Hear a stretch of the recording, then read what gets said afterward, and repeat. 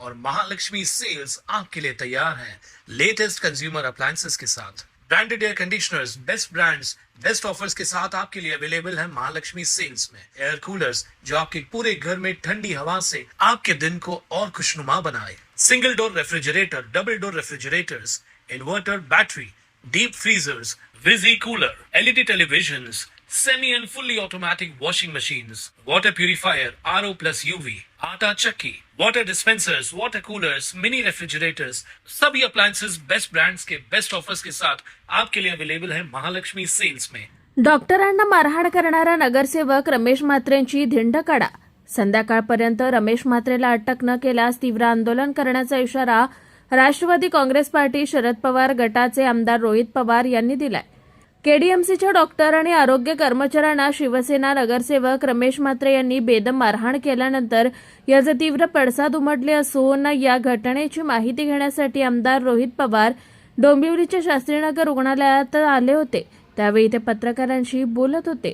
यावेळी बोलताना रोहित पवार यांनी इथे कुठला आरोग्यमंत्री, राज्यमंत्री आला का, श्रीकांत शिंदे आलेत का, रवींद्र चव्हाण भाजप प्रदेशाध्यक्ष आहेत, इकडचे आमदार आहेत, चौथ्यांदा निवडून आले असताना ते तरी आलेत का पाठबळ देण्यासाठी, असा सवाल रोहित पवार यांनी उपस्थित केलाय। इलेक्शन आलं की एकमेकांच्या विरोधात खेळी करतात आणि सामान्य लोकांच्या जीवनाचा खेळ झाला तर येत नाहीत। असं असेल तर रवींद्र चव्हाण यांना पाचव्यांदा निवडून नाही दिलं पाहिजे। खासदार श्रीकांत शिंदे यांनी ट्विट केलं, मात्र त्यांनी इथे येऊन डॉक्टर, नर्सेस यांना पाठबळ द्यायला पाहिजे होतं। हे अत्यंत दुर्दैवी असून आज संध्याकाळपर्यंत रमेश म्हात्रे याला अटक करा, अन्यथा तीव्र आंदोलन करू, असा इशारा रोहित पवार यांनी दिलाय। या सगळ्या गोष्टी विशेषतः कल्याण डोंबिवली मधल्या हे जे प्रकार आहे हे का चालू, कारण मुख्यमंत्र्यांकडनं साधं ट्विट देखील आज आलं नाही सध्या आतापर्यंत तरी। कुठतरी एकनाथ शिंदे नाराज होतील म्हणून ते कारवाई करणार नाही, तसं असेल असं नाही। मला असं वाटतं आता कुठलंच इलेक्शन नाही आहे, त्यामुळे ह्या ज्या नर्सेस, डॉक्टर, त्यांना ज्यांनी मतदान केलं होतं 2029ला, आता इलेक्शन नाही, कशाला यांचं ट्विट करायचं, कशाला यांना पाठिंबा द्यायचं, कशाला त्या रमेश म्हात्रेला पकडायचं। 3 वर्ष आहेत, 3 वर्षानंतर आपण बघू आणि जर काही आकडा कमी पडला आमदारांचा विकत घेऊ, अशी भूमिका भाजपच्या प्रमुख नेत्यांची असावी। खरं तर माझी अपेक्षा होती इथे असणारे जे इतर मोठे नेते आहेत, म्हणजे मी समजू शकतो एकनाथ शिंदे साहेबांची तब्येत नरम आहे, अडचणीचे, ते लवकरात लवकर बरे व्हावे, त्यांच्याबद्दल मी बोलत नाही, पण बाकीच्या नेत्यांना याला काय होतंय?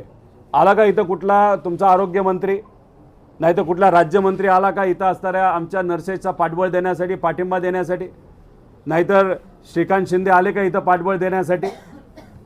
रवींद्र चव्हाण पण इथे असतात। इलेक्शन आलं तर एकामेकाच्या विरोधात खेळी करतात आणि सामान्य लोकांच्या जीवनाचा खेळ झाला तर रवींद्र चव्हाण साहेब येत नाहीत। रवींद्र चव्हाण तर कोण आहेत?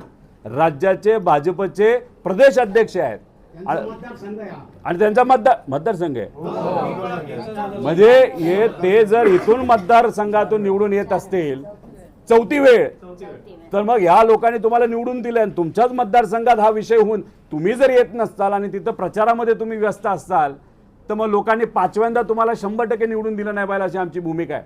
त्यामुळे रवींद्र चव्हाण आले नाहीत, श्रीकांत शिंदेंनी फक्त ट्विट केले, पण इथं यायला पाहिजे होतं, तिथं आरोग्यमंत्र्यांनी यायला पाहिजे होतं, राज्यमंत्री आरोग्य यायला पाहिजे होतं, नाहीतर भाजपच्या कुठल्याही इतर नेत्यांनी जे काही असतील राज्यमंत्री नाही तर कुणीतरी येऊन संवाद साधायला पाहिजे होता, पोलिसांना सांगायला पाहिजे होतं।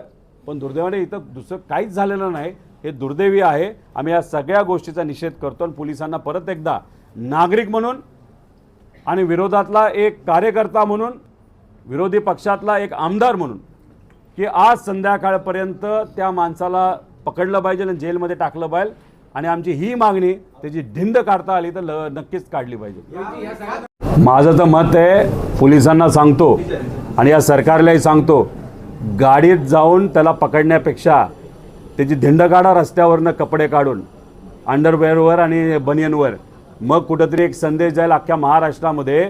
जर नगरसेवक असला काय, नेता असला काय, गुंड असला काय, गरिबावर अन्याय झाला नाही तर सेवकांवर अन्याय झाला तर आम्ही अशाच पद्धतीने वागतो। एवढी आहे का हिंमत या सरकारमध्ये? तुमचा जवळचा माणूस असला, गुंड असला आणि तुमचे नोकरी कामं करणारा माणूस असला तरी शेवटी इथे असणाऱ्या सेवकांवर, रुग्णसेवकांवर जो तो अन्याय करत असेल आणि फोनवर शिवीगाळ करत असेल, महिलेला सुद्धा पर आई बहीण तिथं काढली जात असेल तर त्याला सत्कार करण्याच्या लायकीचा नाही, धिंड काढण्याच्या लायकीचा, असं आमच्या सगळ्यांची मागणी आहे. सर आपण कुणाल म्हात्रे, स्वानंद मीडिया, कल्याण.